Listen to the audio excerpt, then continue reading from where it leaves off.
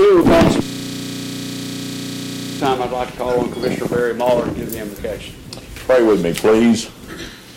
Dear Heavenly Father, we come to you today to thank you for the many blessings that we have, especially here in Wichita County. The place to have a dry place to sleep and dry shoes to put on becomes a true miracle in the state that we live in. Lord, I'm not going to pray for rain this morning, although I have in the past, but we just pray for our first responders and all of the people affected by the severe flooding in Texas. And please, as that storm regroups, protect those people as best you can and let thy will be done. Lord, we live in the greatest state in the nation, in the greatest nation of the world, and it's that way not in spite of your blessings, but because of your blessings, and let us never forget that. Lord, watch us and keep us. Watch over this court as we make decisions for the citizens of Wichita County today. And most of all, forgive us of our sins. These things we ask in the name of your precious Son, Jesus Christ. Amen. Amen. Thank you, Commissioner. Y'all join me in pledging. I pledge allegiance to the flag of the United States of America and to the republic for which it stands, one nation, under God, indivisible, with liberty and justice for all. Now the Texas pledge. Honor the Texas flag. I pledge allegiance to thee, Texas, one state, under God, one and indivisible. Thank you. Take seats, please. I'd ask the court to take action on the consent agenda, please. Unless there are questions. Judge, I'd make a motion that we accept the consent agenda, and I do have some questions highlighted here. All right. Give us the numbers, and we'll go through them quickly. The first one was on item 2. Yes, sir. Why are we having to approve that? Because we have to set it, that's a ministerial duty since it was given to us, and the court by law, by the statute, has to consider that and accept that from that committee. So it's noted in the minutes that way. So it is a requirement? Yes, sir. Yes, sir. Item number 5, I didn't know, and I visited with Lori last week. She had gave us some parameters or guidelines, and then we had learned at the legislative conference that there were some changes to that nursing home, and I wondered if it affected this amount, Lori. No, this is our annual. It's our annual software fee. No, it has nothing to do with that. I thought it was poll books. Okay. No, this is But- not, now the poll books will still, we'll have to use it Oh, when they get okay. next year. But no, on that SB 658, it has, as of right now, It's gone. gone. Oh, good. Yeah. Okay. It was repealed during the special session. I won't have to order those bags and stuff. Right. Boy, did we not act on those poll books? Or did we just No. discuss it? No, we didn't act on it. She gave us a quote on them, but they've got more poll books in there than we need. Okay. So we need a revised order. But this is like software fees? Yes. Okay. Okay. All right. Item number 9, I didn't know exactly what that large payment was for on the tower. That's the back rent from when we first attached to it. That kicked everything into place. It was, It's just catch up then. It's not yes, sir. anything No, new. because Okay, what I thought happened we with changed. that dish we put on there was only $30 a month. But the lease read once we attached anything, and then we started paying the Okay, full price. okay. Any other questions? No. I'll second the motion, Judge. Do we need to change number 7? Yes, sir. The auditor sent us a revise on number 7. Thank you, Commissioner. That amount should be $3,444.76. We like those kind of changes. Yeah.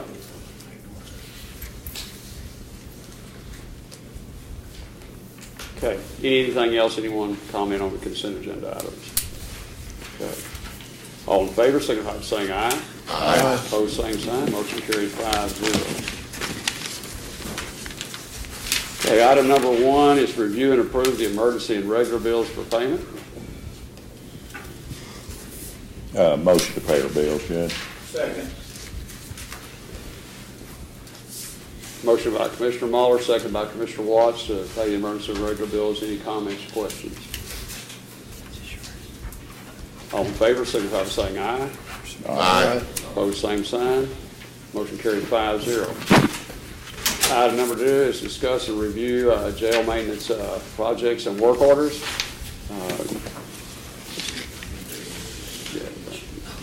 Good morning. Kevin, okay, Lieutenant's here.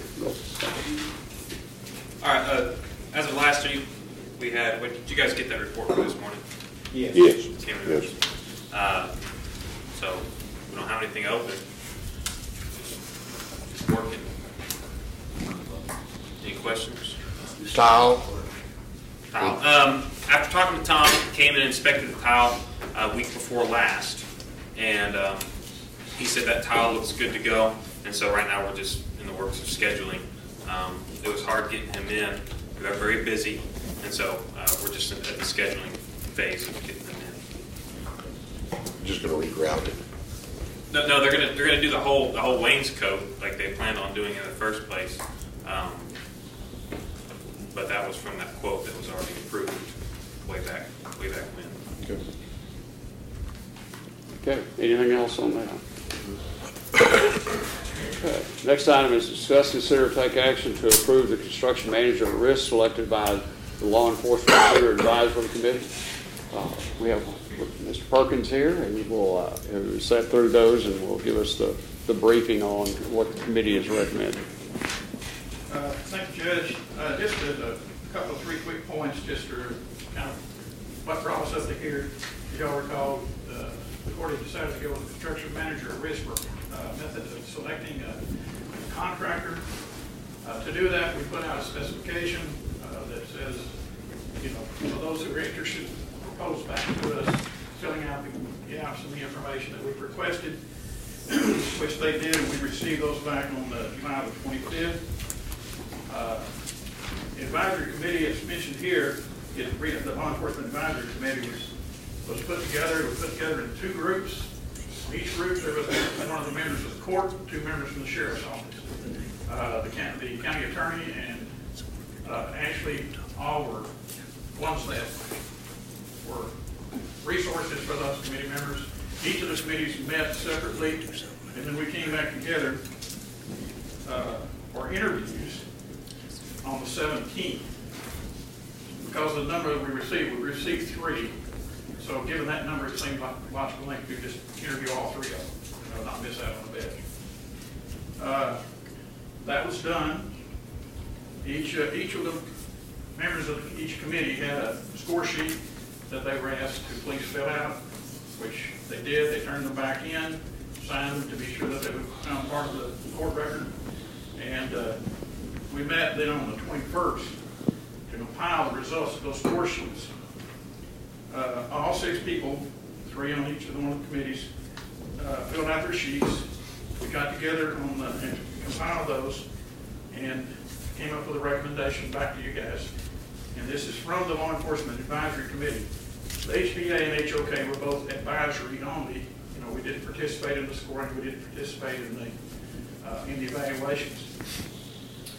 All right, but we did that, and what came out was the recommendation from the committee that number 1 should be Yates Litigant as the group that should be evaluated or entered into a contract with. I mean, there's going to be a time where you're going to have to negotiate a contract, and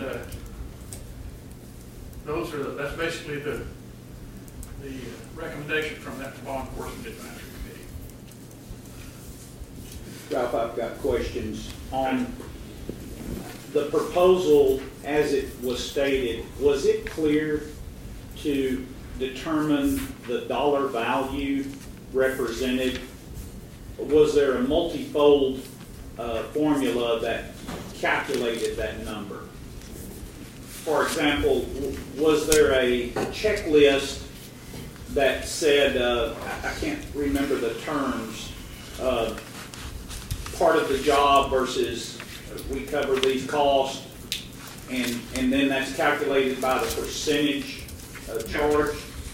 I think I can answer this question this way. One is, we were asked for the fee, we asked them for a fee, then we asked them for an amount of general conditions, generally expressed in a percentage. The definition of general conditions. The general conditions are basically things that, I'll just use this, bonds, insurance, things that are going to be cost, trash, those kinds of things that are just normal to every construction project, as opposed to specific things that are going to be bid as a subcontract.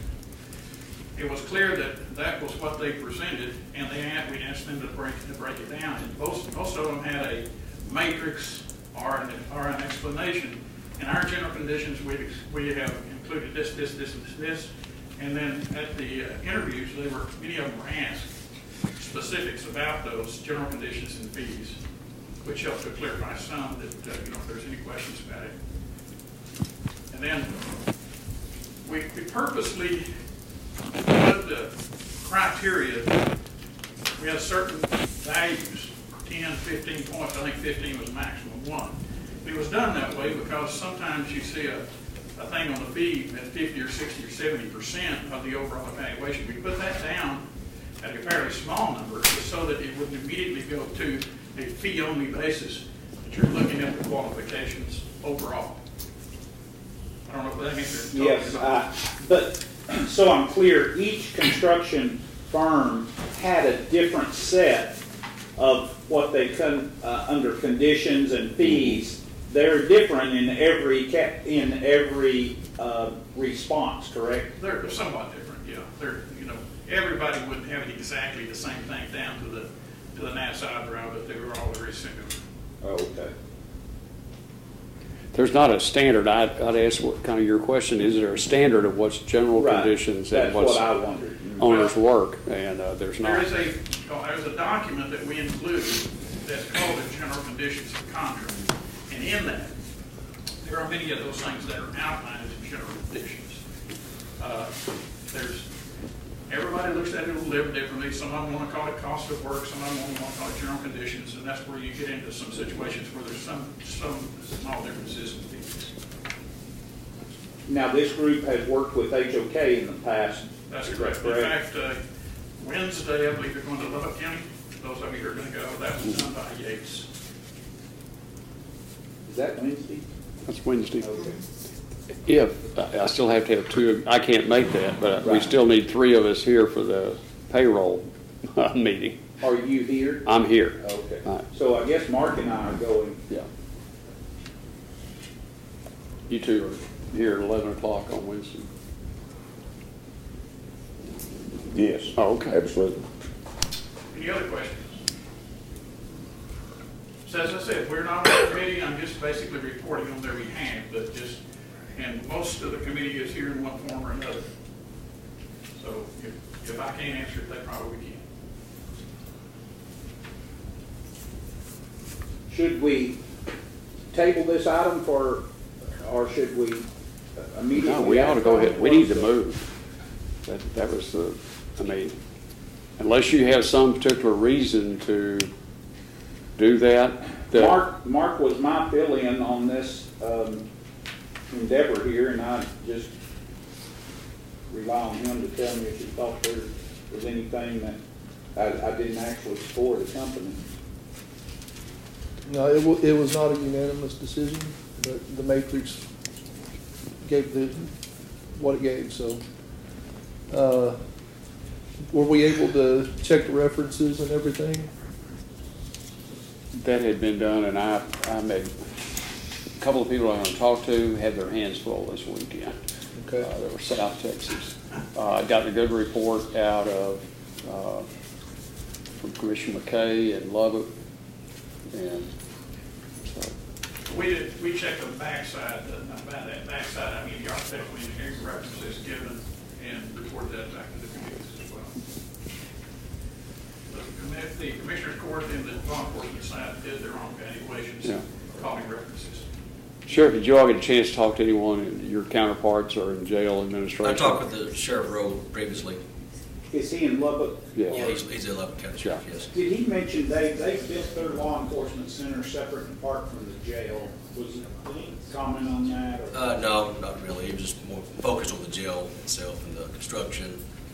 And But did the same group build the law enforcement center? Was that simultaneous work going on, or do y'all know?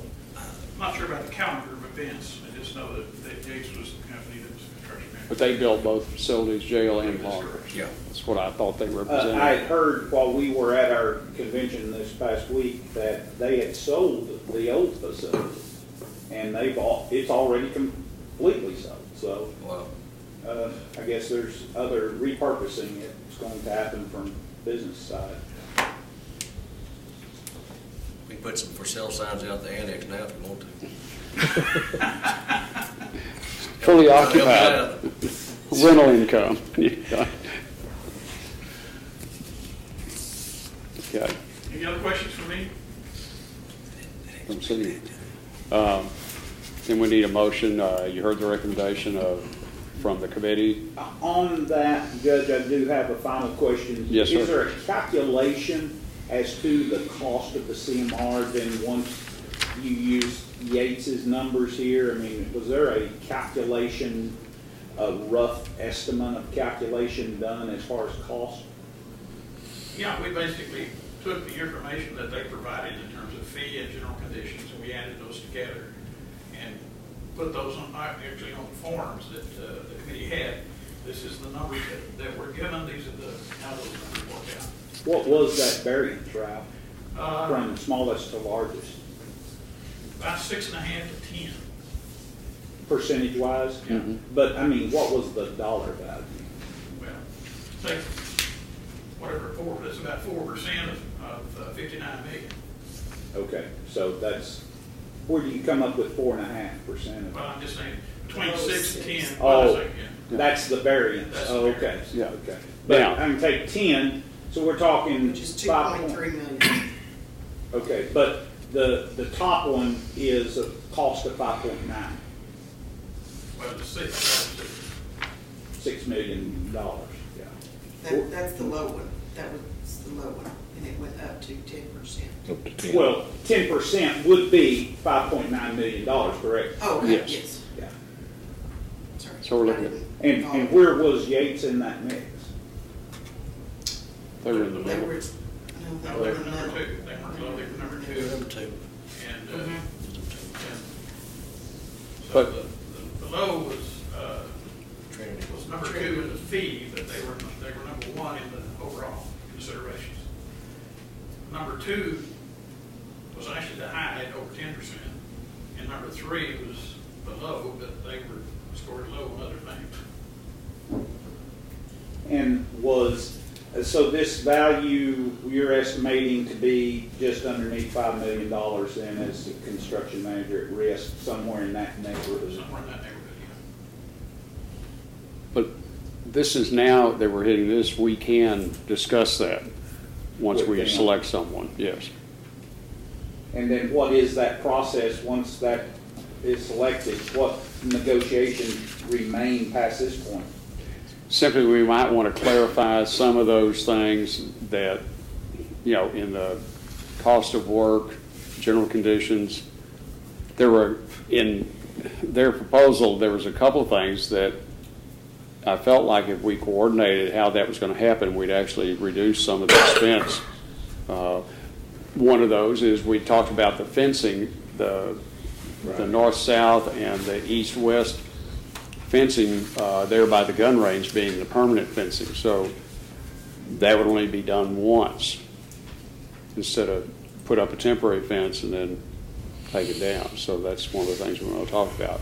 And then, looking at the scheduling, seeing whether there's some different things we can do. Like we talked about that parking lot that's got to be done when we tear up, because Vernon won't have any parking lot, so we've got to look at that. So there's a number of those things, but we'll have to go through their contract. We do have a standard AIA contract in there, see if we talked to each company about the contract. They had some preferences, but they said there was nothing in there that if we turned everything down they had, there was nothing that was a race stopper in there. So we should be good to go there. Well, it'd be interesting, Sheriff, to see this group, what they've done, I guess, Wednesday. Right. There. And because that, I mean, that really had me paying attention to the Tyler facility reviewed and just, you know, what I felt like was done and not done. I think Wednesday we're going to see a day not different from what we looked at even at Tyler. Oh, okay. I think a lot of the direct supervision that's there is going to be probably almost identical to what we're looking at. And so I think this is going to be a lot better facility to go to, not only to see how everybody was going to work out, to even some of our people able to go there to do some training before we even open ours up, so they can get that concept and understand how it works and different than we have now. And Sheriff Rowe was gracious about offering that for us to be able to have some employees go down there to actually work for a few days in there just to see what it's like so they can understand it better. And I'll tell you, with the Sheriff's Office staff and the jail staff, when we first started looking at jails in Texas, I was totally against the indirect idea, you know, being inside with these inmates, because, you know, in my career, you know, you had some bad actors in there all the time, and it was always a problem. But then after going to these jails and seeing them and walking in there and standing there and talking with the inmates who are in there with the same crimes that we have people in our jailhouse, they're just people like the rest of us, and be able to talk to them, and the environment is so much different.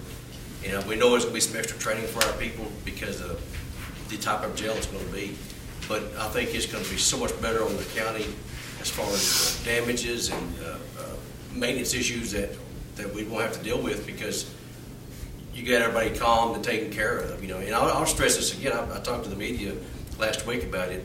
This facility we're building is not a Cadillac jail or a luxury jail. That's one of the things I get tired of people hearing and saying. You know, and we don't need a luxury jail. I've never seen a luxury jail, and I've never seen a Cadillac jail. I see concrete, steel, and hardened walls, and behaviors that are either extreme or they're taken care of and they're on an even keel, so everybody gets along and there's no injuries to the inmates as well as the staff, and no escapes. And it's just going to be a better environment totally for this county, financially and productivity, as far as retaining employees and keeping employees. So I think we're on the break of a brand new dawn and be able to change our detention center to be able to make it a place that we can manage very easily and take care of it. So. And Ralph, on this, from this point, once the manager's in place, the changes that come, and there's something that bothered me at Tyler, I felt like there were some cutbacks to maybe come in how they needed to.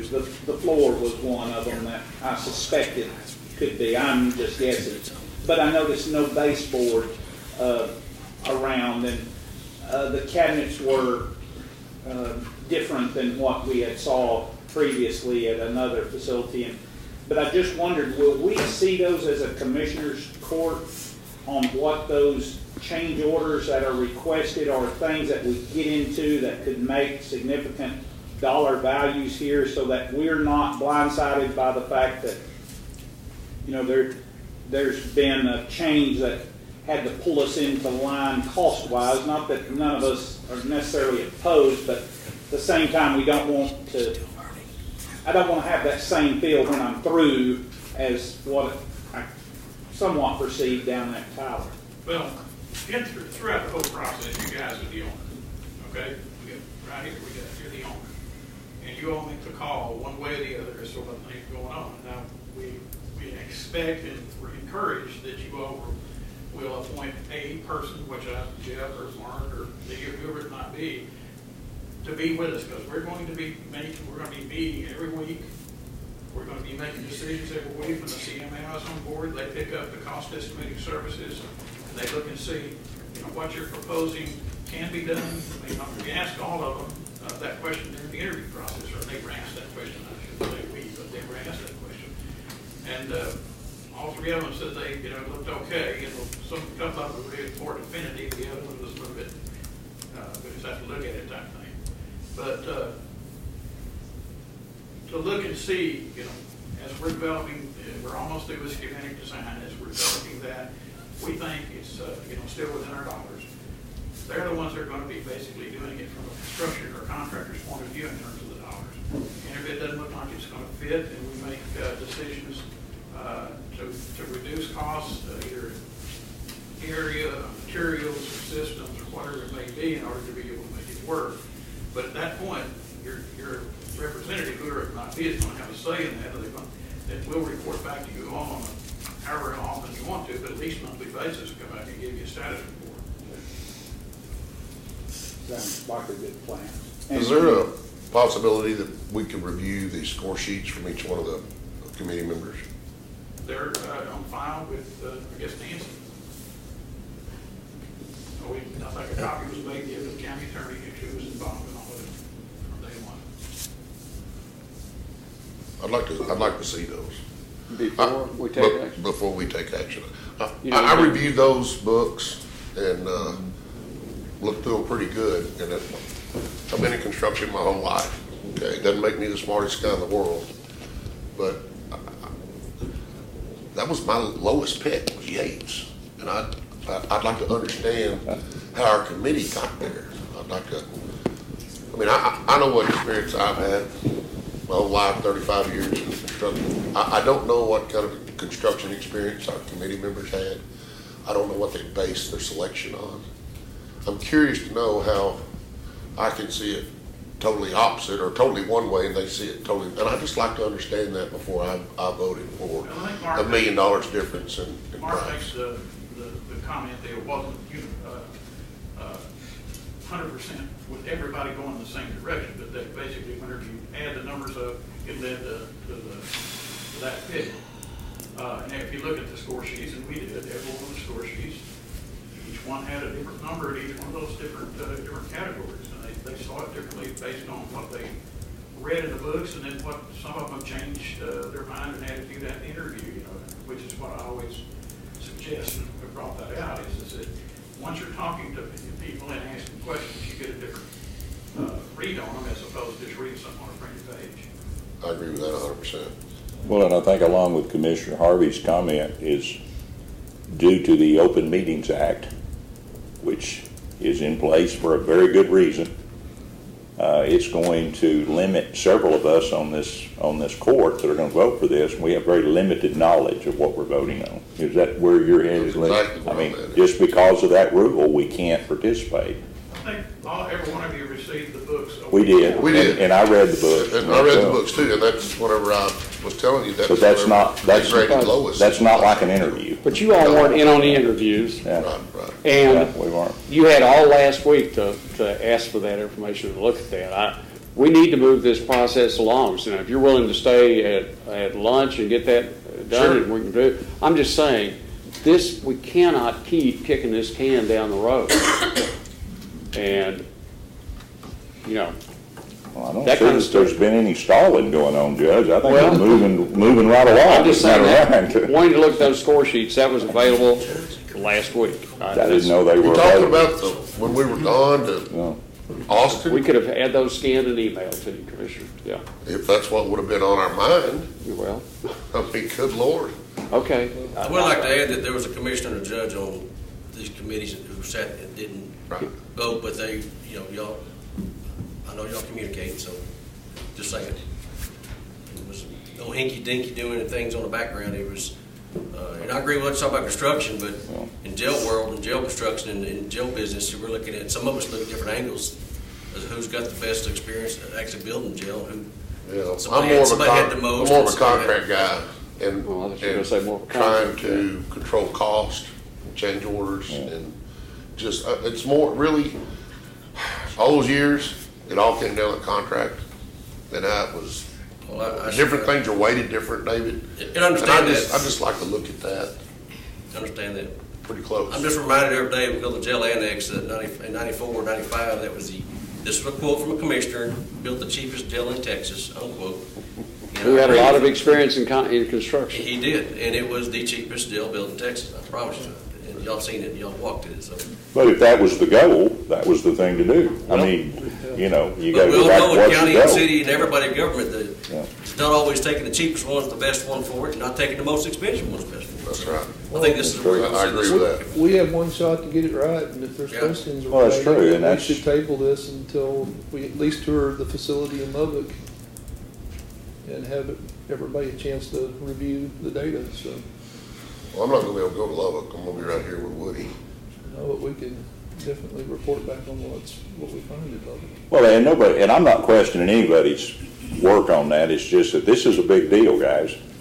And if you don't feel like you've got all the information, you're a little bit timid at, at moving forward with it. Well, I haven't reviewed any of it, so I would like a chance to just kind of look it over, so I can understand, see the score sheet, see what was weighted, which way.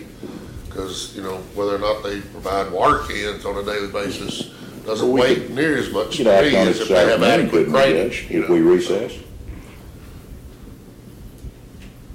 Okay. I mean, Now, is that a possibility? There's or- two ideas out here. One is Yeah. look at the score sheets, when we recess. Second was Commissioner Beecham just mentioned waiting until after the jail visit to Lubbock. And, we could repost and make this on Friday. That would be probably good. Which we will We be could gathering repost anyway. it. So You we just could have all to be add there it, isn't that together correct, to go. Judge? We're gonna, Oh,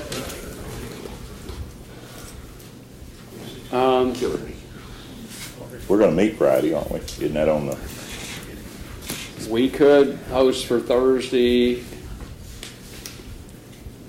Are we going to have the LEC, the committee meeting on Thursday? Okay. We could post for that afternoon. I don't think we're anywhere close to this, but I think we had them hold their proposals for 60 days, so I don't think we're anywhere close to coming to that deadline. No. But just FYI, there is a time.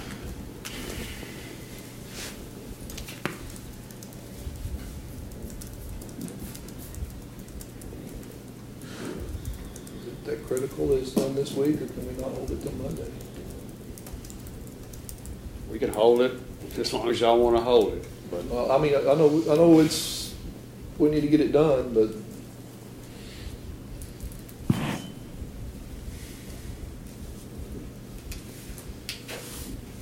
okay, somebody needs to make a motion. Now, Monday is a holiday, so we're not going to be, it's going to be on Tuesday. well, we had a session planned for Thursday, but it's been canceled according to my calendar. Well, we had the LEC, then we had the regular Friday meeting, but we could, do you think the LEC meeting would run past noon? I doubt it. I doubt it too.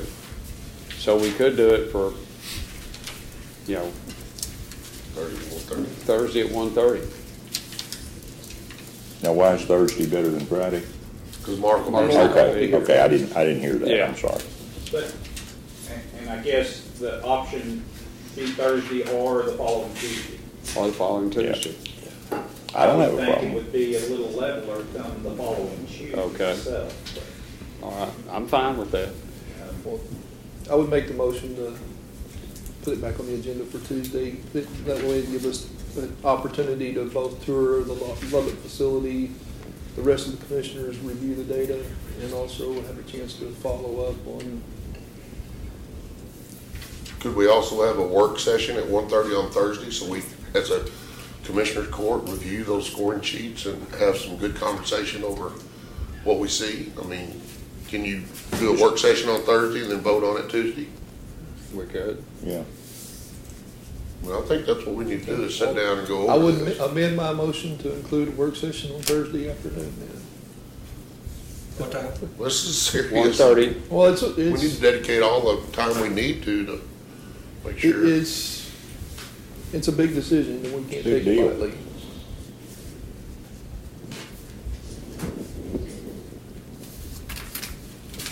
Well, and actually, I'll gain more from a discussion than I will from just reviewing the score sheets. And get a, because we hadn't even been briefed on it, really. And it is a big deal. Okay. Is there a second to that motion? Second. A motion by Commissioner Beecham, second by Commissioner Harvey. Have a work session on Thursday at 1:30 to discuss the scoring and the evaluations by the members of the committee, and then follow with a decision-making meeting on Tuesday, September 5th, during the regular Commissioners Court meeting. Any other comments? Okay. All in favor, signify by saying aye. Aye. Opposed, same sign. Motion carries 5-0. Okay. Mr. Wall has asked that we move to item number 9 to discuss the tax rate, so he can get some of that moving, so we can make the stuff we need to make for the paper. Mr. Wall, why don't you go ahead and present what you have worked up. Well, Judge and Commissioners, from what I gather, there are two tax rates to consider. One is staying, well, for the debt service, that's fixed at, or will be fixed at .80663. And that raises $5,321,628 to pay our debt service in 2018, and that includes about 6 cents for the jail bond issued.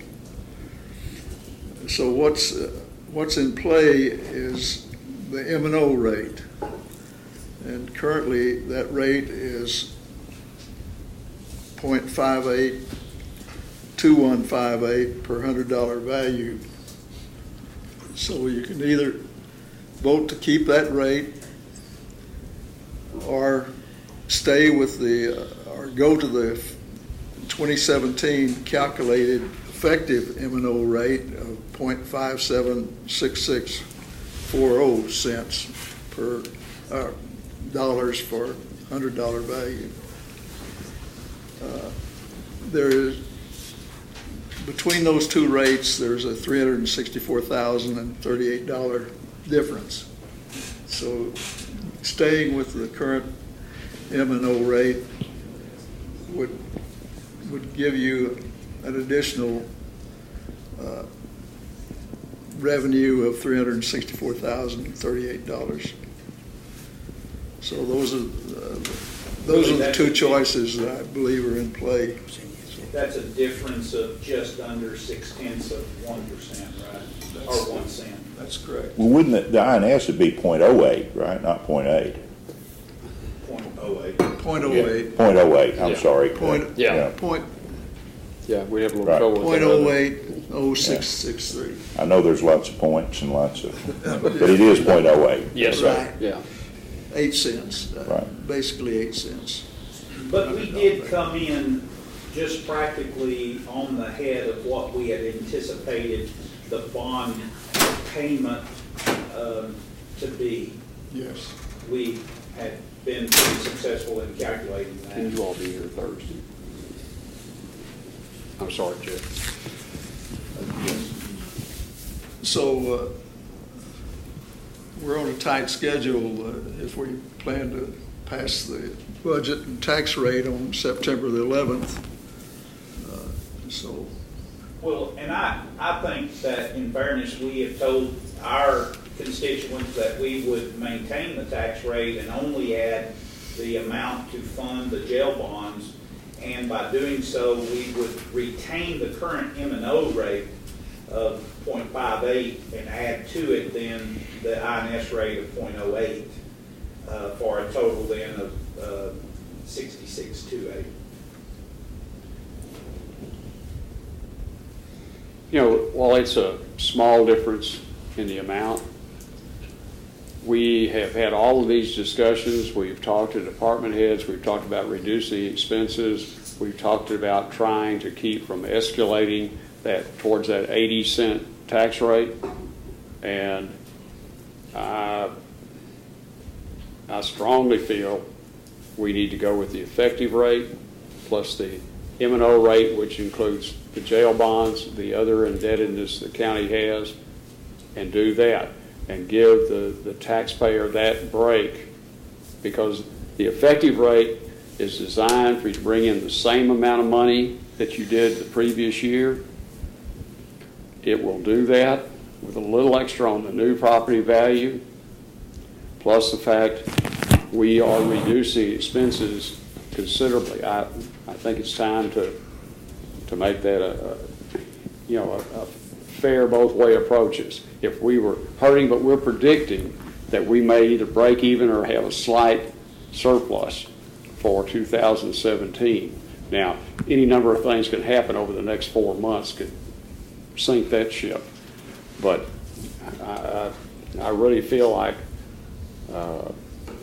we need to stick with the effective rate. Well, and my thought was that because so many of the cuts that we have made come into play across the year, that we won't see the benefit of those reductions in 2018 as what I know we've talked about them in concrete measures as far as 2018 being the effect of cutbacks, but the reality is that so many of those will not come to fruition and across the year, and we could always turn. We have no intention of 2018, as I speak here today, to increase or change that tax rate, but there's nothing that prevents us from lowering the tax rate once the ultimate in its entirety cutback that we've made for 2018 comes into full fruition in 2019. And then we could back up, be it on M&O half a cent, or even adjust the INS. We do have some Tahoes that are paying off inside this rate, correct, that will change or tweak it to some extent, right? Right, improve it. And so the M&O is important to us because that's our operating capital, and the INS we basically just put into a piggy bank to pay our loan payments with. So I would just hate to see us do anything that we might find ourselves a little ahead this year, but then to break even next year would be the same thing as going back in the hole. So. Well, you could do, we're not setting the rate today. We're posting a maximum rate. So you can do that. The other thing, I gave you some gross figures on what we were saving, but we did some allowances for people to hit retirement dates. That's going to change that. But I can go back and look at that and recalculate that, or you can take the same figures, look at that yourself, and do that. Well, that's not the only factor we need to be looking at when we make that decision. We have got what else? Out of control costs on energy care, engine health. We also How have. much did it go up last year? We also have a bunch of remodels that we have postponed and postponed and postponed. Having $300,000, not increasing the M&O rate and getting a $360,000 increase in revenue, I promise you, can ease some pains in this county in a lot of different places. It's not just focused on one thing. That could be split up over several things. We're not increasing the M&O rate. I think, I'm with Jeff. I think that this is just a little bit of revenue to help pay our bills. And we are, from what I understand, our reserves, Willie help me, 14? For the general fund, Yeah. about $14 million. Yeah, that's pretty skinny if we have a Hurricane Harvey in Wichita County. It's pretty skinny. Just something to think about. Okay, if you had that here, your responsibility is around $400,000 before the federal and state aid kick in. At 75%. No, they figure that on a per capita basis. That's what that figure is. that you would have that likely threshold of expense. Now, if you go ahead and get a federal disaster declaration, then you get back to the 75-25. You don't know what that figure is going to be. Right. Because that depends on, if we had $1 billion worth of damage here, then you're looking at a whole lot different animal. Yeah. Okay. Broke.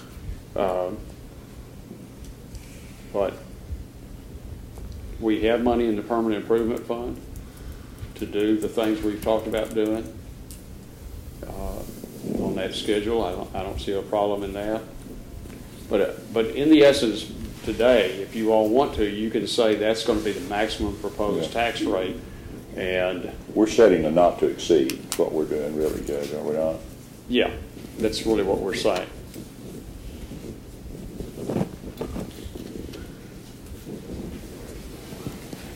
So, you know, that's what we'll go with. And I'm telling you, the budget I prepare is going to be with the effective rate.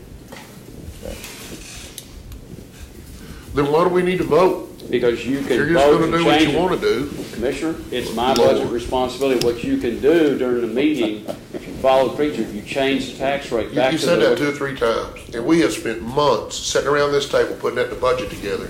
And every time that we do something that you don't agree with, well, I'm just gonna tell you, this is what I'm gonna do, it's my budget. You know, that budget might be hard to pass if it's not, doesn't reflect what we agree to.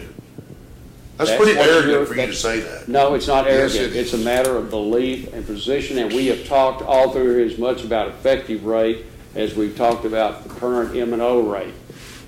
None of that had been set. We have talked both of those figures. In fact, I really thought we were leaning more at effective rate. But I'm just telling you so you have a heads up on it. I feel that strong about it. That is my prerogative, not arrogance. It's my prerogative. I sign that, you don't sign this one.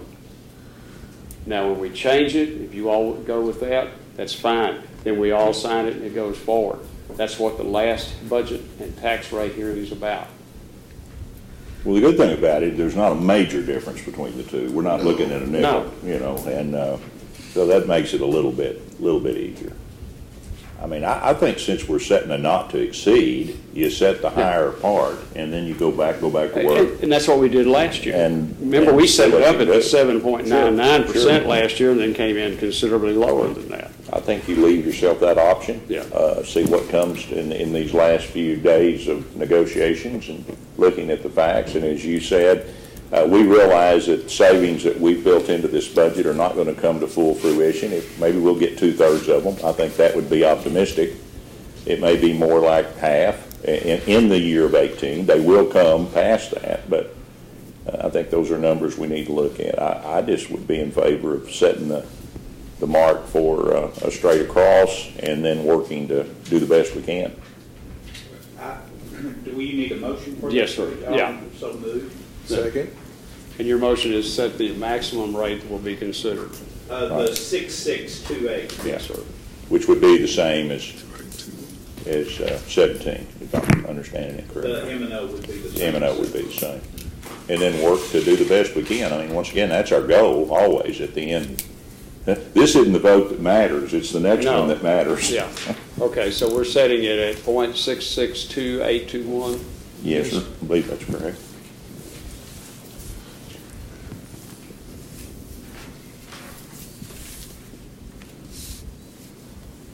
Who seconded that? Commissioner Beecham? I did. Okay. Okay. We have a motion by Commissioner Watts, a second by Commissioner Beecham to approve, establish the maximum tax rate that would be considered on September the 11th would be 0.662821 per $100 of evaluation. Any other comments or questions? All in favor, signify by saying aye. Aye. Opposed, same sign. Aye. Motion carried 4-1. Okay. Now we're back to discuss, consider, take action on the remaining outstanding construction issues with the firing range. Commissioner Harvey? There's none right now. Okay. I mean, other than fencing that Yeah. that's the only thing, right? Oh, gravel. We're gonna put some gravel out there. All that gravel in that one area coming off the hill. Yeah. Also, you know where the French drain drains back across, it comes to that north, east side of the parking lot. That needs to be redefined again somewhere through there to get that water out the way it was intended to, because right now it's just coming, Did it fill in? yeah, it's just all filled in. It's So all, we had a little, He got it filled in through all the other work that's going on out there, so. yeah, it's filled in pretty bad, yeah. Yeah, we know it needs to be cleaned back out. Can I don't you know. not use the material that Texas us, that we're in the process of doing right now for this gravel? Or, You talking about the millings? Range, firing range, out there across from Mountain Road? we could probably use it as a base, but it's smaller. Okay, you understand about it's just dirt. You need some inch and a half crusher run because you put smaller material, just gets smashed into the dirt. The big material, But couldn't we put that down and then dump on top of it to try to pack it better? Or? We've already moved that. No, it's still sitting there. it's still sitting there. No, There's some of We've it. gotten some of it. they moved it about 2 weeks ago, what I Oh, I saw understood. it yesterday. I mean, but what we're not getting all of it. We're just getting a certain amount of it. It's already moved. Oh, I thought it was all of it. No, it's already moved. Oh. They've already You moved. should have got it sooner. Yeah, We should've got it soon. yeah. Yeah, that happened to us on that last time How too. did you know that? Well, it was Jerry and them, they all went and hauled. I know, but how did you know we weren't? Because I sent the letter.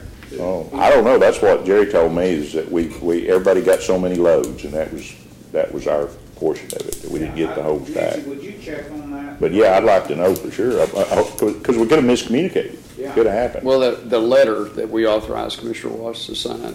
yeah, see what the amount is. Well, that's what I was told, Jeff, I'm not sure, but they hauled a couple of weeks ago, and Okay. so many loads was what it amounted to, so. Which is not good when you got the smallest trucks.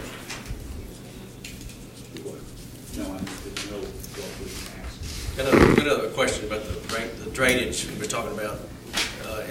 Is there a way that could be, either put some bigger rock, I'll call it river rock, I'm sure it's the wrong term, but through there to keep them from washing out? Because I think that's part of be pretty permanent in that area there. It's going to be inside the fencing area of the range. If it could get done now, that would, because otherwise it's going to keep washing out if we don't. Well, the intent Put was something to through put the grass over that. And it would just be A natural.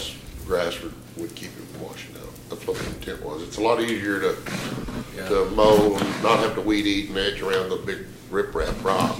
It's just a smooth grass. It's a lot A easier to grass take care of. waterways, what do you think? Grass. Yeah, We have- yeah. Right now it's just Just dirt. there's been a lot of construction activities that's washed a lot of debris into that too, Yeah. so. we could. What if we got some?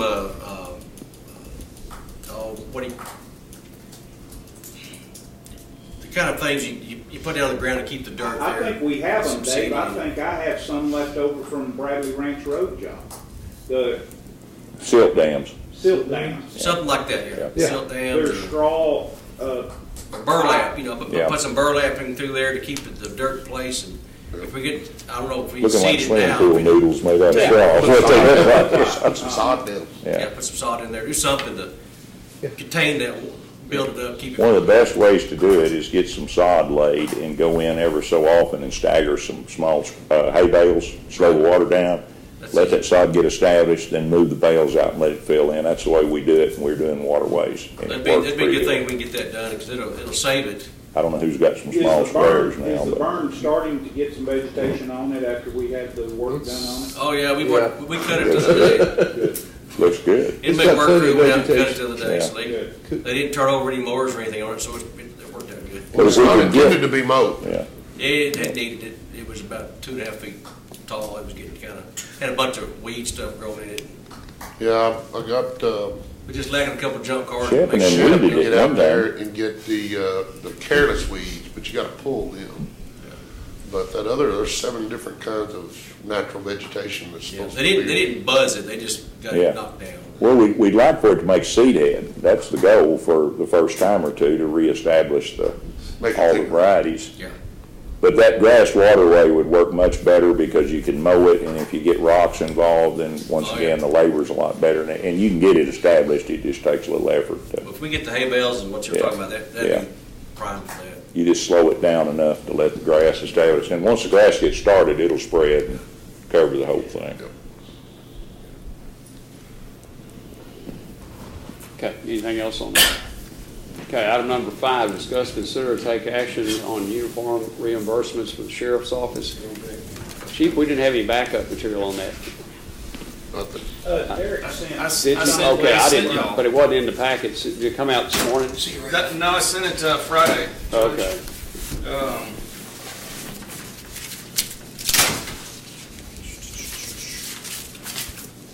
Would you like me to have somebody print that and bring it up here, or?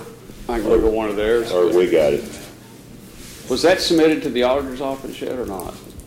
No, that was submitted to the Commissioner's Court. Wait, are you talking about the uniforms that we're talking about today? Yes. Yes, these were, mostly what we're talking about is these beautiful polyester ties that were rejected for reimbursement.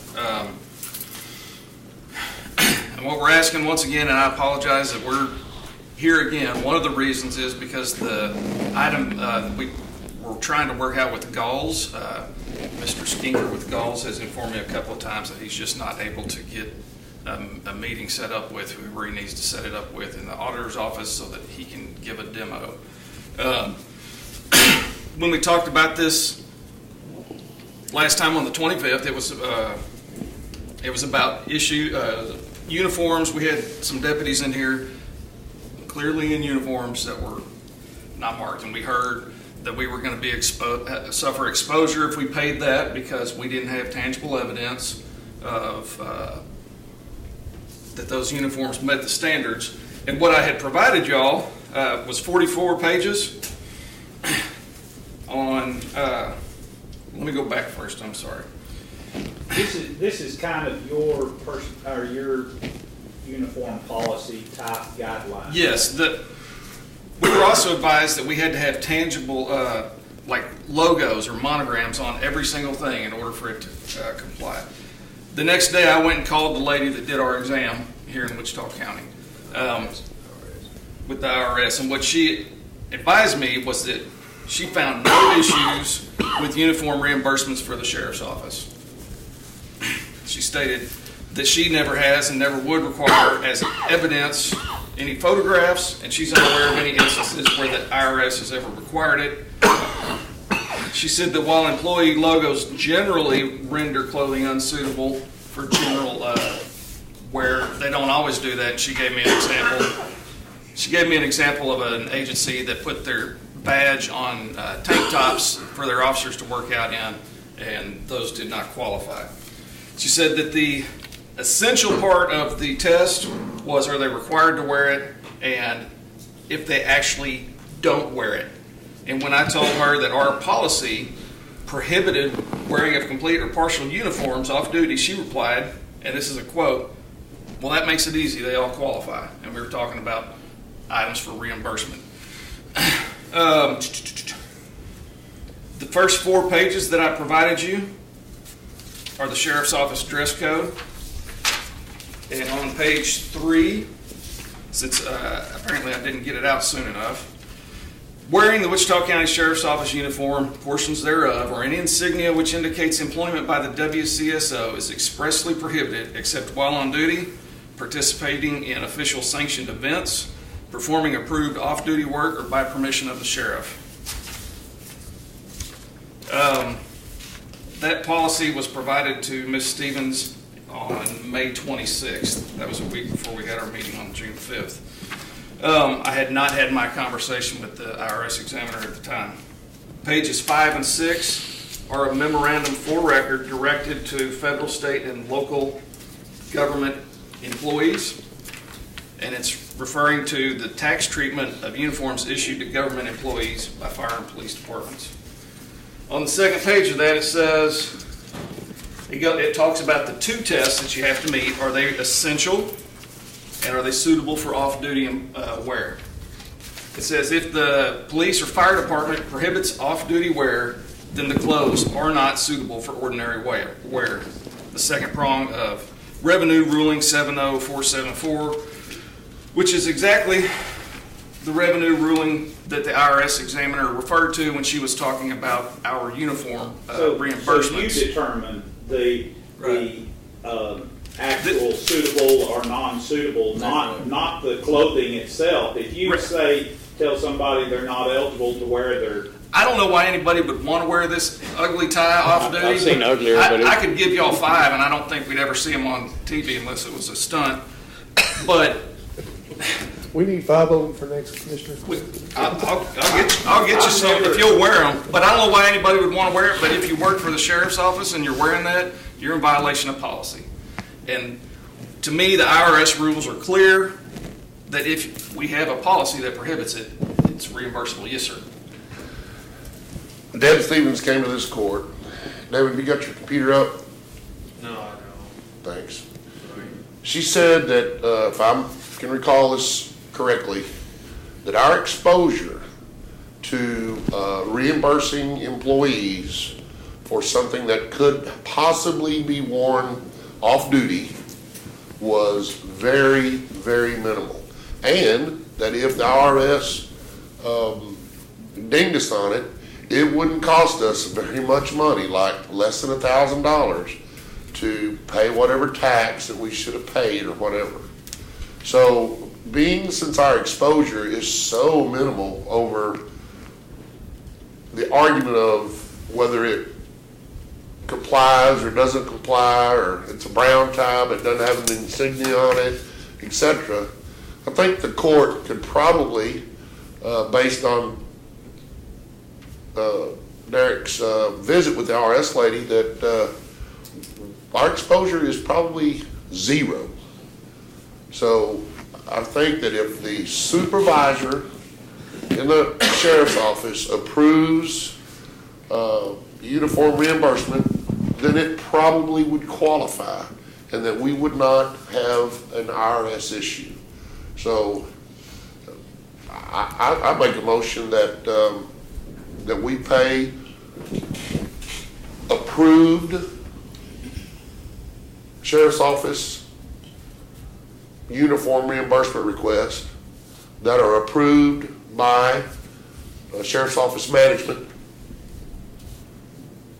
Based on their internal policy. based on their Yeah, policies. okay. There you go. Will you have to update your policy so that you, like, for example, that tie, deem it not to be worn outside of work or something? It's already in there. It says any part of the uniform. And there's a list of items that have been approved that are actual uniform items that have been sent to the auditor when we sent the policy over.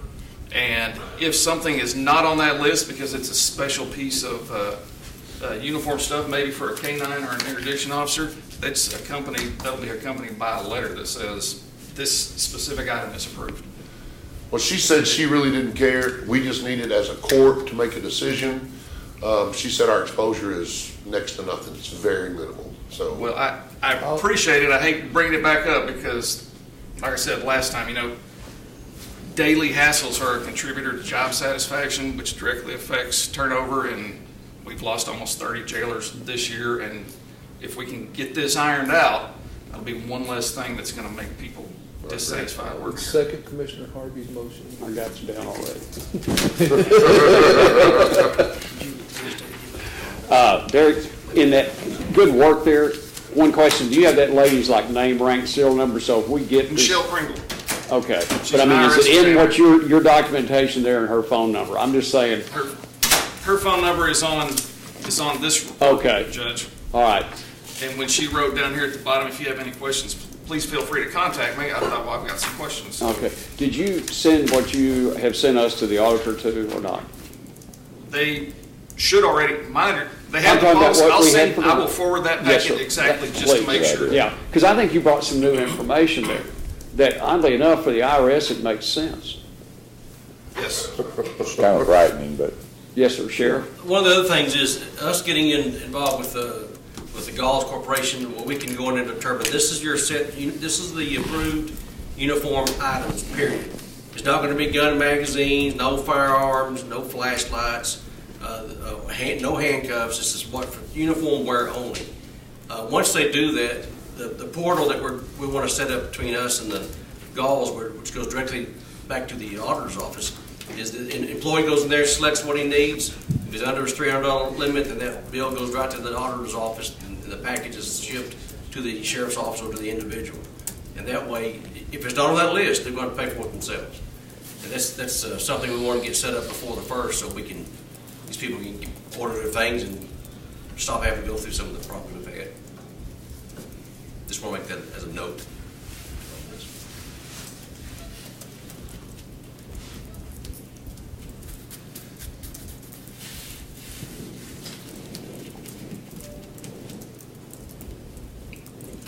Okay, let me see if I got the essence of what, in your motion by Commissioner Harvey, a second by Commissioner Reagan. It says items that meet SO policy on uniforms and approved by supervisor.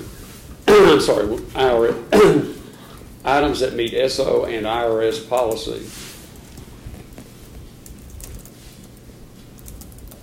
on uniforms and approved by a supervisor will be submitted for payment with or without distinctive markings, such as that tie. I think that's basically the whole in a nutshell. I think it is. Any other comment? All in favor, signify by saying aye. Aye. Aye. Opposed, same sign. Motion carries 5-0. Okay. Item number 6, discuss and consider take action to approve and authorize county judge to sign the Texas Traffic Safety Program grant agreement step for WAVE DWI. A total amount awarded to be $11,498.19 with a match amount of $2,550. Match will be offset with vehicle expense and other court appearance time and any cash outlay from the sheriff's office forfeiture fund. Sheriff, we've done this before. Any additional comment on this, sir? I don't remember us ever taking out the forfeiture fund. Any additional thing out of the forfeiture fund? I don't remember ever doing that before. I'm not sure. I didn't submit it that way. That's the way I think we got it. Yeah, who submitted it? Because they didn't ask me about it. And I just, Well, Dad, I went by how it was worded the last time. Oh, Checked with Lily. what was last time? Last couple of years or something? Sometime ago. Like 2012, 2013. Was it from 13? Probably maybe. Okay. What exactly does it do, the grant?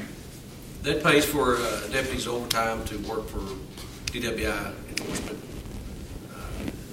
Also, like we just had one for a seatbelt enforcement education program to do. But if this has been from 13, we would do that. Well, you probably know the documents more than me. If it's been that way in the past, then I don't have an issue with it. We don't know. A move to You know, accept my as memory presented. doesn't go back to. Second. They must know everything. Right, so okay. Their motion was to move as presented and take it that way. that's fine. Okay. Okay, all in favor, signify by saying aye. Aye. Opposed, same sign. Motion carries 5-0. But we probably get there with the very first item, that's the vehicle expense. do we Yeah. not? That's the way I felt like you could come up with $2,500 worth of vehicle expenses. Oh yeah. Shouldn't take long. And you wouldn't even go to the other ones. Right. Yeah. That and the time in court and those things. Yeah. Yeah, that's. Okay. Item number 7, discuss, consider, take action to approve the purchase of 5 Philips Voice Tracer audio recorder model DVT 4010 in the amount of $89.99 each for a total of $449.95 from Best Buy for the use in the Human Services Office to record client interviews to be paid for out of Department 640 from lines to be determined by the county auditor. Commissioner Beecham? Yes, sir. This, as we move to change the process and procedures in the Human Services Office, we determined it to be necessary to start recording our client interviews. We're adding a code of conduct, which you'll see on the next line, or line item we'll be discussing. But this is a non-budgeted item, but as we continue to move forward with changes in that whole office, this will be a necessary part of all the going paperless and everything else in that office in order for us to capture those client interviews and make sure that we're adhering to our code of conduct and fraud policy, so. If you all worked with IT on how you can download those? Yes, these will connect straight into our system, and as we add that wire or paperless module into the software, this will send the files directly into that, so we'll be able to attach the files directly to those cases. So Billy Brown will have a folder inside, and inside there's his interview. Yeah, all the interviews will be pinned to those files, so. No, it's not one of those trying to convert the interview from that to text, is it? No. Those are amazingly No, bad. no, this is the simplest, cheapest way we could go about doing it. It looks like a foreign language. I'll second Mark's motion. Maybe because we're from Texas, Judge, but. I was gonna say, I called Chris and left her a message yesterday, and what it printed out was, Yeah, you better be careful. it was Yeah. bad. Okay. Do you all do we have to, well, I know you're gonna have a recorder sitting right there. Is there any procedural thing that maybe Meredith's advised us on doing? Because if you're gonna use that later in any kind of proceeding because the person gave you bad information or false information, is there any disclaimer we need to? I will follow up with Meredith again on that. It's my understanding that under state law that only one person in the conversation has to be aware of the recording. But I will follow up with I Meredith. just didn't to make know if sure you hit a that- prosecutorial level with that. Correct. That, whether that changed that. It bar. may be that we need to post that in the office, but I will follow up with Meredith before we. Yeah, the They don't have that. standard rule, if one side agrees, that, Yeah, Yeah. that's my understanding of the state law. But I'm thinking if that's used as evidence to prosecute, there might be a higher bar than that. That's all I, Yeah. think. that's more in an interview situation, not necessarily a legal Yeah. deal. Okay. All in favor, signify by saying aye. Aye. Opposed, same sign. Motion carries 5-0. Okay, item 8, discuss and consider action to approve application renewal, disclosure, and code of conduct requirements for indigent health clients, and include a requirement for clients to register for work with the Texas Workforce Commission. Commissioner Beecham. Yes, Judge, we've gone through, like we said in the previous item, revamped the entire application process in the Human Services Office. Essentially, we're putting more of the burden on our clients to provide documentation as opposed to us collecting those items of documentation for them. Before we accept an application, we are requiring that they present us with all the necessary items that we will need to ensure that they are compliant with all the rules and regulations before we accept them as a client. It's not much different than what we have currently, other than we are asking for them to provide it instead of us going out and looking for it. Some of the things that we are requiring now is a new requirement would be going to the Workforce Commission and setting up an account with them and following their guidelines and reporting back. That would be something completely new that we're not doing now. Also, we've added a code of conduct that if anybody comes into the office or any of our service providers and is belligerent, non-cooperative, then we will be able to remove them from the program. Mark, are you aware of the program in Texas Workforce Commission Work in Texas, where those electronic version of the website, and they post their application and then it shoots it out through qualification? Yeah, vaguely aware, yes. But this will be a requirement of them to sign up at Texas Workforce Commission. So, Good.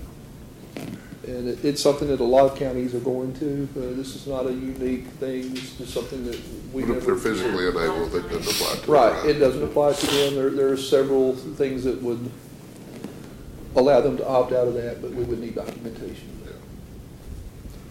So, Kayla, do you want to add anything to? No, I mean, I was just agreeing with you that a lot of counties are already doing this. We're just, kind of catching up with them, but a lot of them do have the packets already signed out. There are other counties that make them do job searches as well, but we're just only asking to just the job search to get registered with the Texas Workforce Commission.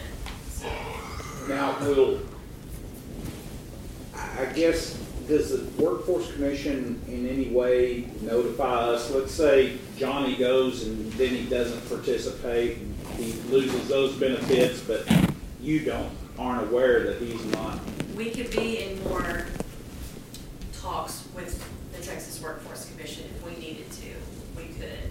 So, but yes, I mean, that's one thing. They would have to bring that form back and have to have some kind of verification from a worker there at the Texas Workforce Commission to know that they actually signed up for it. So, but yes, we could be more in contact with them. I think there's a lot more counties that are actually, that make them actually do the job search, are more in contact with those Texas Workforce Commissions. Yeah, since we've been kind of following, asking more detailed questions, we've discovered several instances that could rise to the level of fraud. We've been able to pin some clients and That get them aren't off- doing what they say they're doing. Yeah, that we've discovered that they've had income, both foreign and domestic income, or foreign properties, things that were not reported to us before because we just simply did not have a means to ask. Right. Now, this new application procedure will be asking those questions. We had years ago a guy that had to have emergency bypass surgery, claimed to be indigent, hospital processed it. When we got back to the office, we found all kinds of stuff he owned. And when the assistant DA had him in to talk about it, he said, well, that's not mine anymore. I willed that to my kids. And the DA said, then you need to go ahead and die quickly. The thing is, we want to prevent the abuse and fraud to the program, but we also want to provide the best quality care for all of our clients. And by doing this, it'll allow our case managers to be that managers. They'll be able to manage the cases that we have and provide other services on the end, connecting them with other services within the community, instead of spending so much time looking for the documentation that we need to keep our clients. That'll all be provided up front. So it'll actually be a management office instead of more of a rubber stamp office at that point. That's right. Really appreciate it. I've said this before, but really do appreciate the way you have dug into and the way Kayla and her team are working with you. I can't take credit for all of it. I have good employees Sure. that Yes. have done some research on it and went through it. Outstanding bunch. Y'all all done a tremendous job getting to this point. And we still got a ways to go, Oh, yeah, we do. but we're getting there. Okay. I've got you down as making a motion to approve. Yes, I will make that motion. Second, please. Second. Okay. Okay, a motion by Commissioner Beecham, second by Commissioner Muller to approve the item as presented. Any other comments or questions? All in favor, signify by saying aye. Aye. Opposed, same sign. Motion carries 5-0. All right. We are down to any staff reports or public comment. Anyone in the audience? Sheriff? Hotter Hill was real smooth, real easy this year. It's probably one of the most calmest years we've had. Didn't have a lot of major crashes, but did have a few that unfortunate for the individual, but nothing really major. You should see a drastic reduction in the overtime for the sheriff's office side of the whole event. The way we redid the way we're doing it, business basically. So, good thing is that it was over pretty quick. Well, I know your goal was to have 0, but not everything accommodates that always. Should be 0. Okay, Should be 0. thanks. Okay, Commissioner Beach? Just to echo Sheriff's sentiments on Hotter Hill, everything went very well. Did you happen to notice in the ride book, they gave really good kudos to the Sheriff's Department. They went out in all the ride packets, so. Good. Or Sheriff's Office, excuse Yeah, me. office. I'll get there someday. Used to work in departments, but no. It's very different for me sitting in a rest stop. Different view of the whole entire race. ride. Turned out to be a really great event. Best weather I can ever remember. Oh, yeah. But Yeah. economic impact to the entire area is about 8 million, so it's a tremendous event for our community. Mr. Harper? I guess everybody concentrated on the hotter than hell, but last week, the commissioners got to go to Austin for, I guess, a legislative review. Post-legislative, yeah. Yeah, Post-legislative whatever it is. review. Anyway, I brought a book back that TAC had kind of dissected the state's budget. It was very disheartening for me, for us to stand up here and beat the drum on mental health, indigent care, and to ask our representatives to go to Austin and get us some financial assistance and put some more beds at the state hospital to get these folks out of jail. They cut those budgets. They cut mental health budget 19%. They cut indigent health services for one category 60%. And then the reimbursement that they put in for counties after they spend 8% of their budget, they cut that 91%. I just feel like they just don't hear us, Judge. Well, no.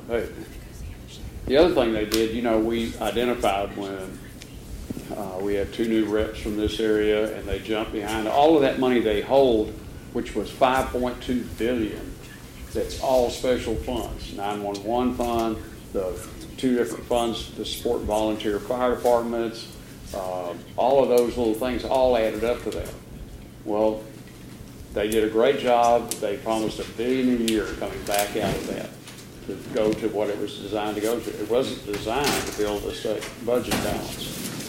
But instead, this year, there's no relief to that. So that money that is needed to be spent for the things people pay into the government for is being held to make the legislature look like they did a good job. And a lot of them didn't. It is very disappointing. They cut the budgeted money on indigent defense by 7%, which is a pretty good sized chunk of change. So that means 7% more of that cost we'll pick up. They held $30 million they didn't appropriate it on a change in fees that was supposed to go back into indigent defense. That's going to sit to help them balance their budget.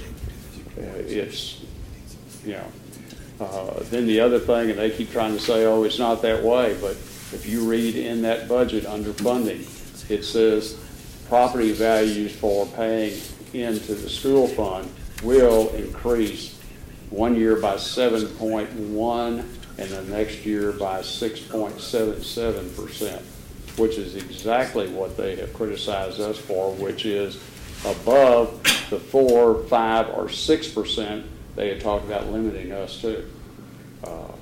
It is very disappointing. One thing they talked about was our rainy day fund, that we have $11 billion in our rainy day fund.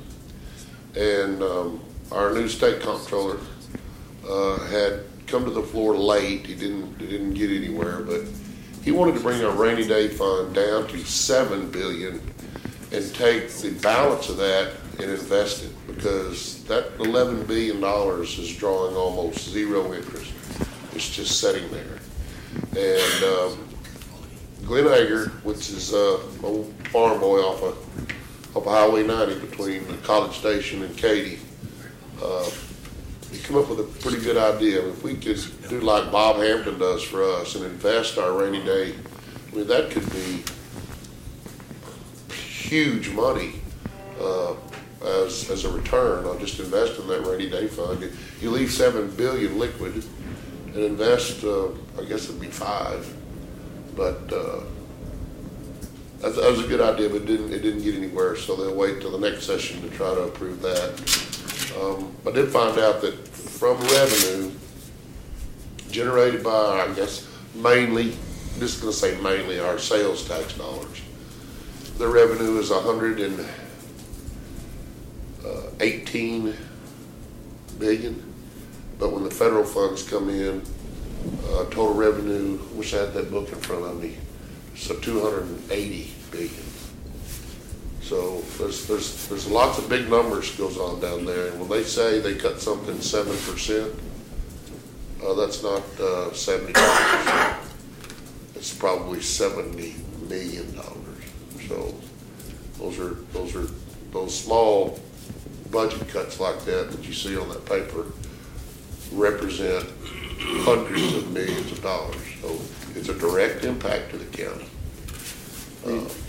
I just wish that they would focus on basically the three things that we ask them to help us with: indigent defense, indigent health, and mental health. If they would just dedicate some of those dollars, some of those billions of dollars, it would take a tremendous amount of tax burden off the people of Wichita County and every county in the state of Texas. They were asked to fund indigent defense 100%. They said no. They cut it 7%. I believe there's such a disconnect from Austin to every county in this state, especially with dealing with mental health, mental illness, and treatment. They just turn their backs on these people, and it falls on us and law enforcement. We're generally the ones coming right across them, the ones that are out wandering, and people have issues. Then, they get the misdemeanor cases, get put in the jail. They'll sit there for a few days. They may have medical problems. They can have major medical incidents in the jail, which goes back to the county. And then once we can get them somewhere, well, the state hospital just refused to take them. Saturday, we had 2 or 3 we still had. We were working even through the hotter hell. The patrol guys have to go pick them up, and they got them there and got them back out on a couple more calls, and they're being told to come back and pick him up. It's just it's ridiculous. They're disconnected. And until they get actually in county government and actually listen to people in county government, you can sit there and yell at them all day long. It's disheartening when indigent health in particular the costs have risen 25.6% over the last 5 years. We're paying out about 1.7 million a year, and then they cut us by 60-something% on our reimbursement, which is a fraction of what we spend anyway. The reimbursement, they still cut it 60%. Mr. Hampton? Commissioner, my understanding that you said that the rainy day fund is in a non-interest bearing account? No, I said it's in like a regular savings account. It's not even bringing in 1%. They said it was like not even 1% in a Well, they were telling us at the conference that Glenn Hager wanted to get that anything over $7 billion and get it into something that we could generate some revenue off of. Because it was bringing in. Well, I would suggest that our local newspaper, instead of calling me irresponsible, might call somebody down there in Austin irresponsible. Because there's no savings account that's paying less than 1% right now. Well, I may be wrong about 1%. He said that it was bringing us in next to nothing. And they're not working it. They're not working.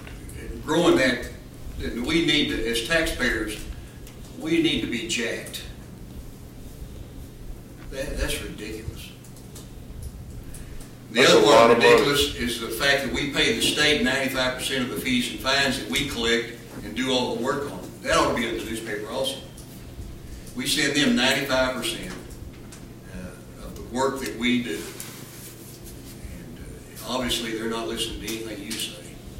I would say 10-15% for our work services would be certainly more equitable, but the typical Hampton in me, and I know I can't mention this because my great-great-uncle is Wade Hampton, Confederate general, but anyway, we need to probably work 60-40. Yeah, whatever you do, don't mention that. Don't mention that. 60-40 would be more reasonable. But those are the things that we need to be making public news, so we'll tear them down. Well, Judge, along the lines of the mental health and what the sheriff was talking about, and I sat on the mental health session, and the senator that was in there talking about it, he informed us that they had made it much easier for us to get people in the state hospital. Well, there were 3 of us sitting in that session that all have state hospitals in their community, and all 3 of us had the same response. You can make it as easy as you want to, but until you put some more beds out there, if they're full, they're full, and that's the problem, that everybody in that room that had association with state hospital was up against the same thing.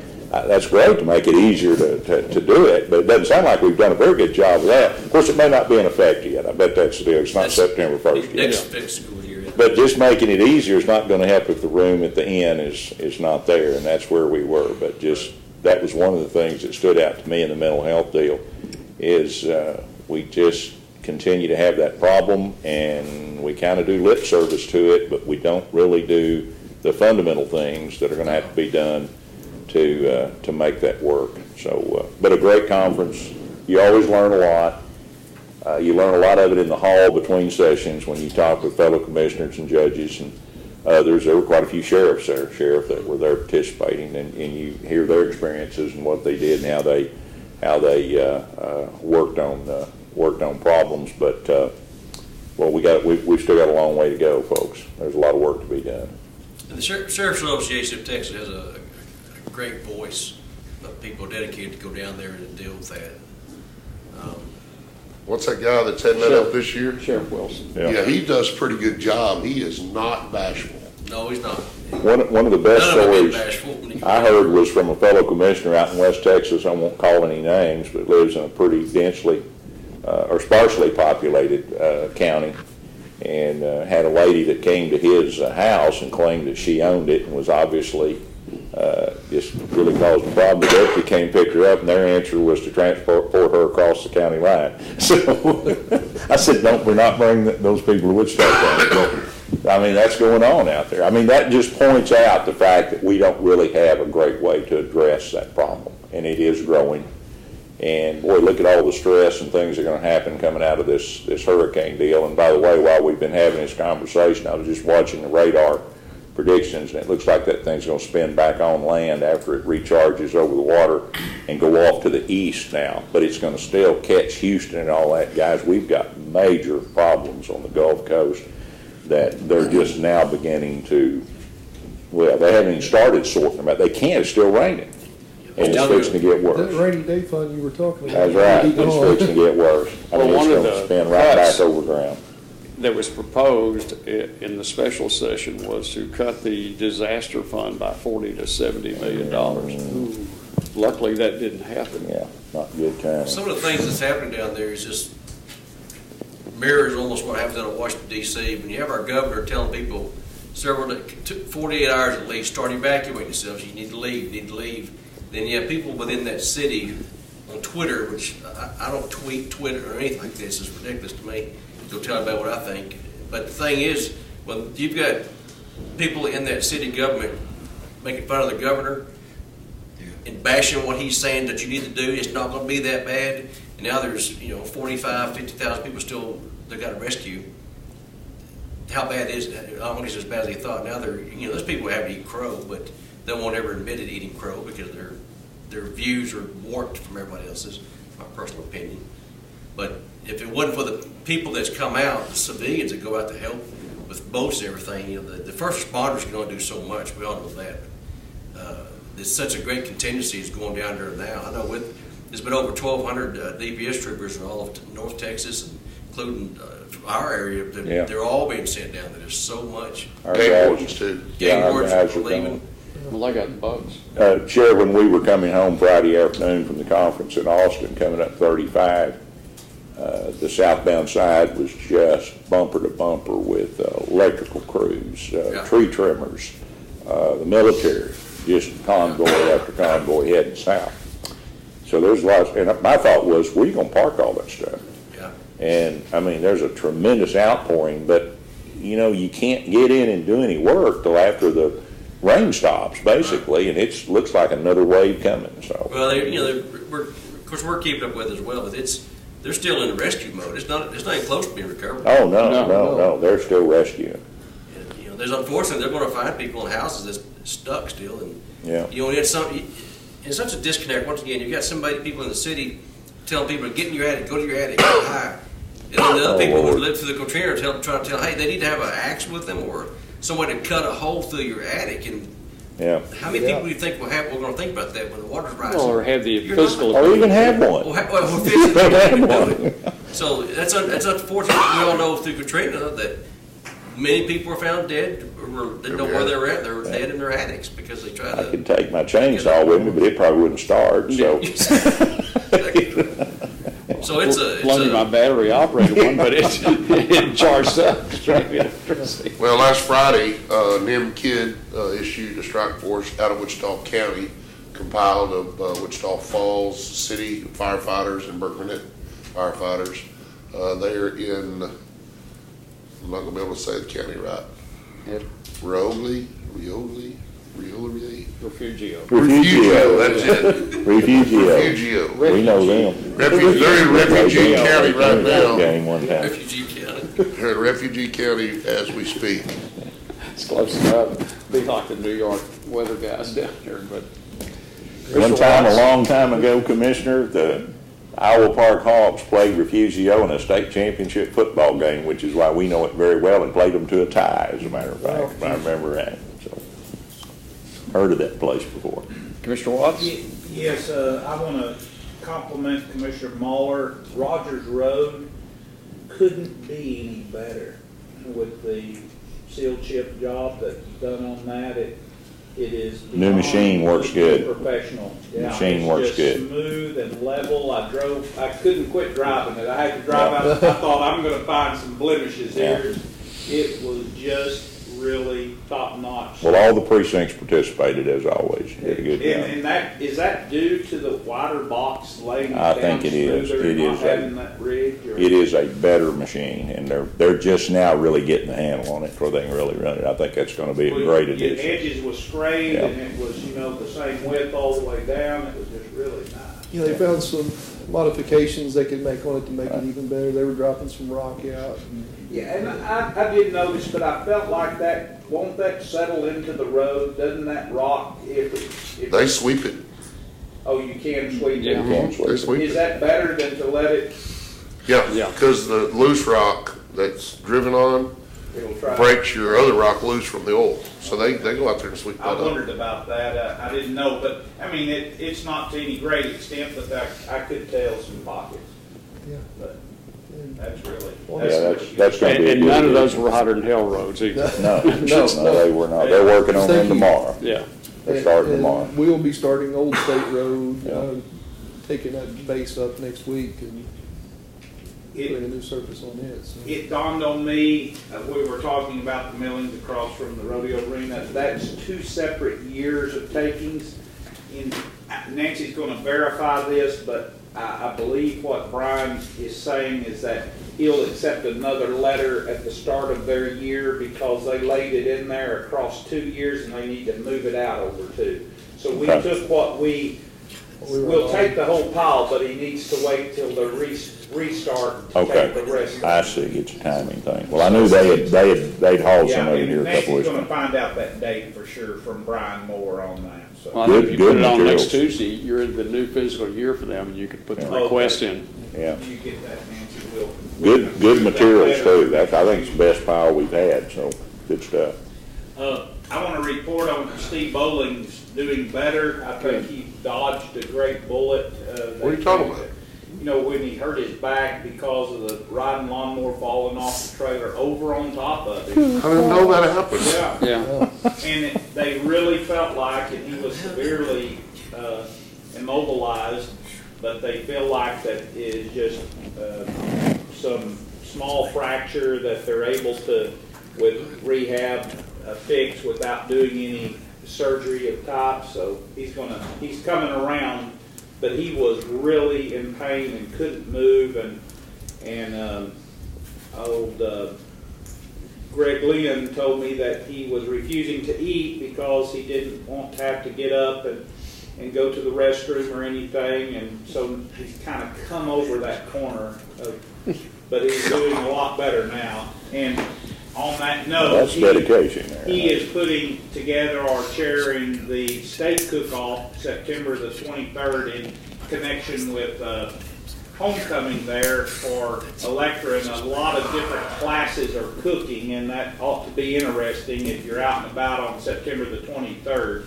That's going to be a fun event over at the Goat Barbecue Park. Well, I just want you to know that I have dedicated my time and my resources to that event. I have agreed to be a steak judge. And I know it's tough, but somebody's got to do it. We hope it's not tough. I think you're well qualified for that position. That's what I'm talking about. To help you, Commissioner Harvey, and I think we have some other notoriety in the community is going to come as well, so it ought to be a fun endeavor. So, the last thing I have, the legislative convention was very good. I noticed that a lot of counties brought other individuals. Lee and I spoke to numerous we were inquiring of insurance and procedures in these other counties and large counties throughout the conference, and there were other ones there. Lori, your department, Patty's department, Bob, the treasurer's department. We actually ate one night with the Lubbock County treasurer, but they were going through the parts, I guess, that affected them most commonly about that. And I'd asked Lori about the nursing home thing because of that. So many of those were tax assessor collectors over there as well. Yeah, no. That was interesting to me. I didn't realize. You had auditors. Well, it's all county offices. That's why it's Texas Association of Counties. It's everybody. And part of the idea is to have a chance to talk and exchange, and that's where I found out about with the past president of the Clerks Association was telling me. And then I went back to Jim Allison and I thought, boy, I hadn't heard that, but they got that killed on that nursing home thing.